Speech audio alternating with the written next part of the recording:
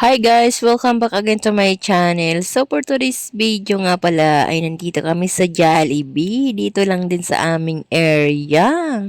Dahil nakakita nga pala si Queen sa labas ng Jollibee ng mga balon, kaya naman lumabas siya at sinundan siya ng ama niya at nagpabili nga. At ang napili nga niya ay Peppa Peg na balon.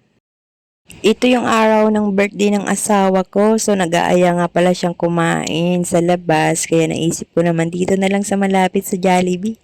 Dahil hindi na ako sanay dumayo kung saan mang lugar pa kung para lang kumain.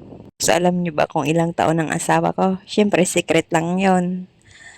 Ayaw niya pang ipagsigawan kung ilang taon na siya. Hawak na nga ni Queen yung pepay niyang balon.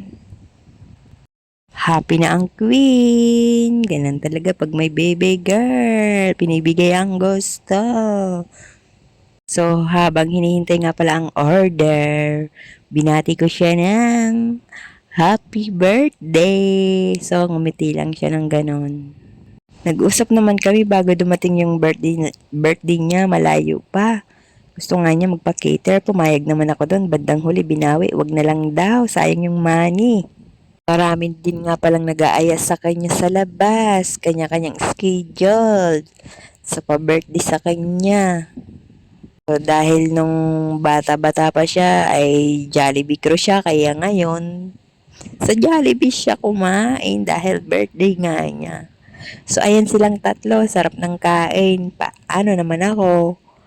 Laging nagpo-full storage tong cellphone ko.